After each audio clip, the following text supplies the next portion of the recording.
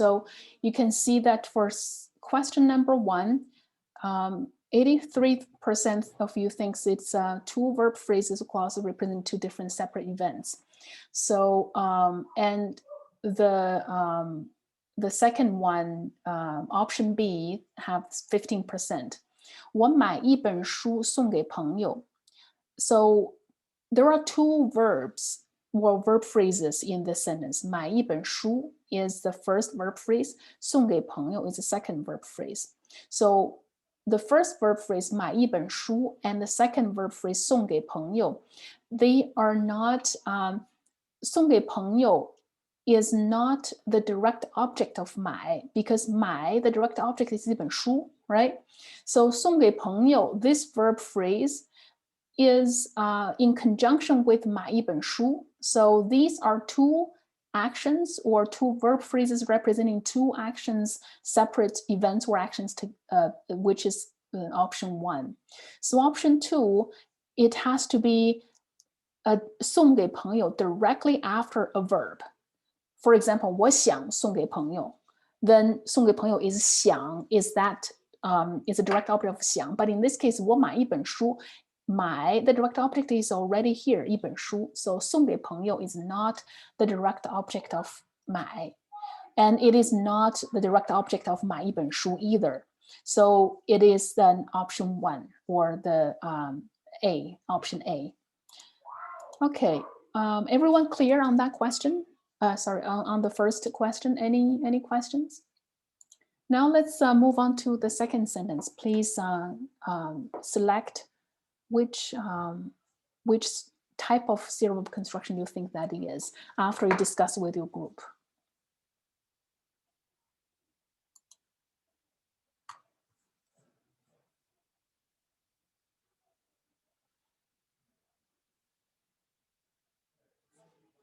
So please speed up a little bit if you can for the second question.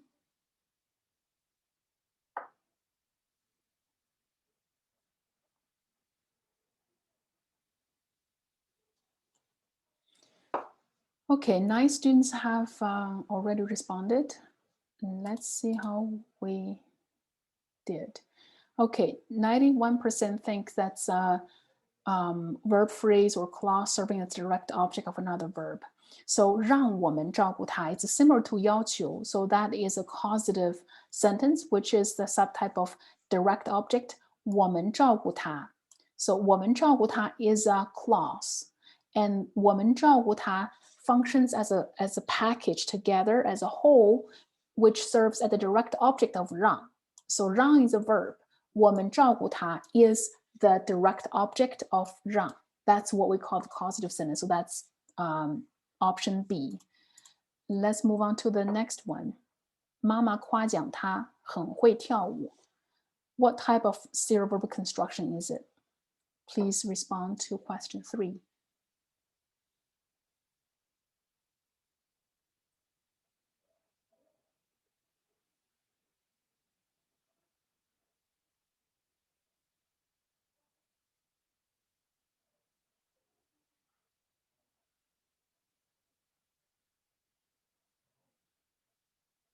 Okay, I think majority of you have already finished. Let's see. Okay, no need to explain. That's pivotal construction. Excellent. Next one, question number 4. 我以为你今天没来. What type of serial verb construction is it?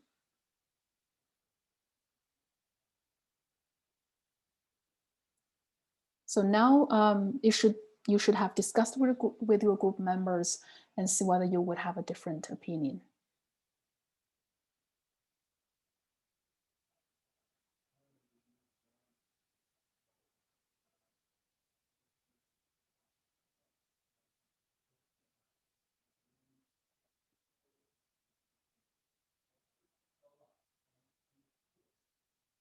Okay, nice. 9 of you have finished. Let's see.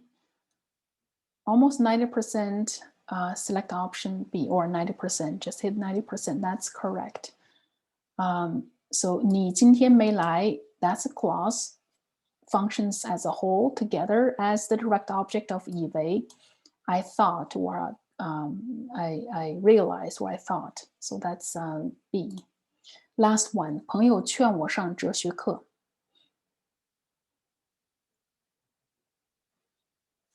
What type of serial verb construction is it? Think about the difference we discussed between a clause function as a direct object and pivotal construction.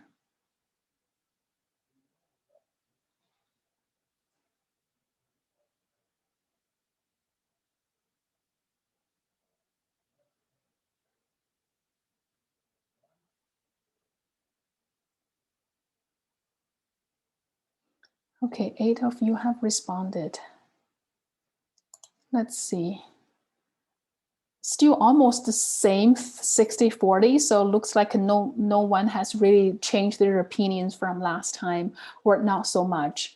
So in this case, 劝, 他劝我 persuaded me.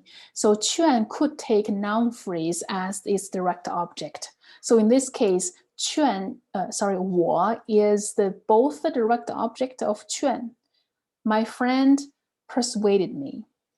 And also the subject of the second verb phrase, 上哲学课. So my friend persuaded me to take the philosophy course.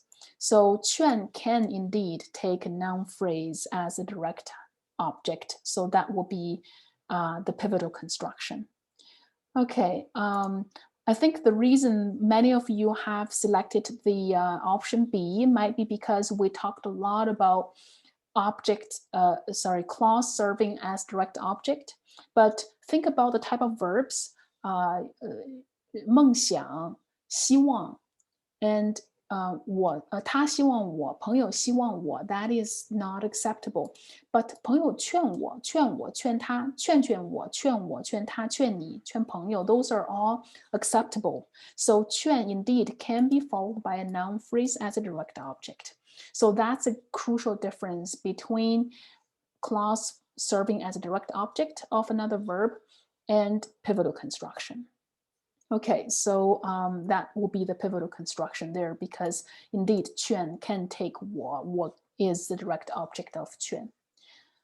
Okay, so those are all the questions that the exercises that we'll be doing today. Just to want to finish off with a few summarizing discussions. So a few questions from you regarding punctuations, comma particularly, whether these commas are considered as markers dividing different verbs or clauses.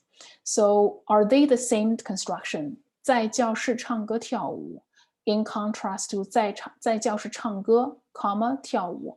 Are these type of also serial verb constructions? That's a similar question asked by the second student. So they both address the same point. Punctuation such as comma are indeed markers. The definition of serial verb construction is a sentence that contains two or more verb phrases or clauses juxtaposed without any marker, such as conjunctions. So I give conjunctions where the reading provides conjunctions as an example of a marker. But indeed, comma is a marker as well. So if there is a comma, 我们在教室里唱歌, comma, 跳舞. This is not a serial verb construction because now there is a marker. And serial verb construction has to be like this. No marker whatsoever, no comma, no conjunctions. But comma, what that comma does essentially is to change the sentence structure from a serial verb construction as in this one to two separate clauses divided by a comma. So this is clause 1, clause 2, but there is a marker. So meaning basically 我们在教室里唱歌, 我们在教室里跳舞. These are two separate sentences, but now being divided by the comma. So that is not a serial verb construction anymore. So the serial verb construction requires no punctuation, no comma or conjunctions between the two verb phrases. 我们在教室里唱歌跳舞, that's a serial verb construction. So that is an excellent question to discuss. Am I understood? Can you give me a feedback if this is clear to you about the punctuation? Okay, thank you for your feedback, Zilai. Thank you. And another question is asking about the negation. So whether it can be in negative form. And when it is negated by 不, it's still a serial verb construction. Indeed, it is still a serial verb construction. 我们不在教室里唱歌跳舞. This 唱歌跳舞 is still two verbs put together. 他送你东西不表示他喜欢你. So this is also a 不 negating that. It's still the same structure. So 不 negators like a 不没有, they don't change the sentence structure. So they are still the serial verb construction. The last question is about the particular types of verb phrases. I think this question meant the verb phrases that have opposite meanings, like 上下, 走来走去, 来去. If they are, so the question is whether they are also serial verb constructions. The answer is it depends.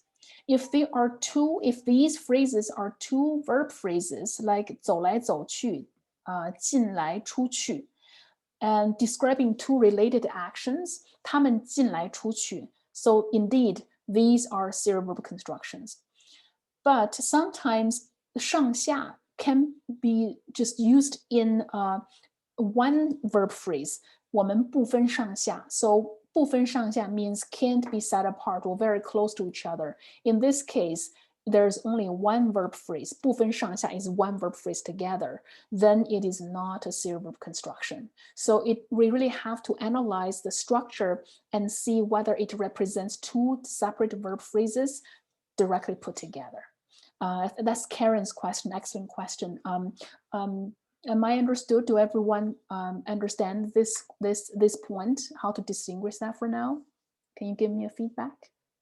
I'm observing your emoji feedback. Thank you.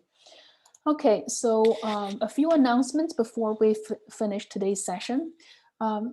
Don't forget to sign up on the Google Doc for a meeting slot with me on November 23rd. Again, please open your Zoom 5 minutes before our scheduled time slot. You will be in the waiting room and be admitted at the scheduled time. And because we have this one-on-one meeting, there will be no online class next week because the time will all be taken for the one-on-one meeting. You could bring your questions with you if you have any burning questions about the unit next week, and we can also discuss them when we meet face-to-face, in addition to discussing your first draft. So there will be no online class next week, but you will be meeting with me one-on-one for 15 minutes. I will post an exercise sheet in addition to the regular worksheet and quiz questions, which will be for your own evaluation purpose. In addition to that, I will post an exercise and reference answers in lieu of in-class exercise. So instead of doing group work, I'll post a sheet and do exercises. I'll also post a reference so you can compare that yourself. And you can ask me any questions if you still have questions after that. So the peer review comments are due next or this Sunday. So roughly 6 days, you have 6 days to finish reading other students' first draft and provide your peer review feedback. Please just follow the instructions in the Google Drive folder. And regular pre-class assignments are due the same time for next Sunday, but just next Monday, we don't have face-to-face class. And the final draft is due in the last class of the term, and also the recorded presentation of the final paper also due on December 7th, which is the last class of the term. Okay, those are all the assignments. Any question about today's discussion before we leave, or any of the assignments? Zilai, I have a quick question. When you do the peer review, should you also give feedback about the article's format? I see. The instructions of the peer feedback do not necessarily include those details. It's basically about the structure, argument. So like a 3 or 4 general questions. You just need to respond to those 3 or 4 questions. Those questions do not involve the detail of citation format, but I'm sure other students would appreciate it if you offer that feedback, although that would not be part of your assignment. But feel free to directly mark in their draft, or just write them a separate note with your feedback. If you notice anything, misspellings or any of those details, you can also just give them a separate note. But in the assignment that you need to submit to me and be graded, those may not be included in the questions. You do not need to comment on that, just to reduce your workload. There's just 3 questions, simple question you need to respond. And that will be for your peer review common assignment. Any other questions? Okay, if not, that will be all for today. And again, next Monday, no online class. Please just attend the face-to-face meeting. Okay, that's all for today.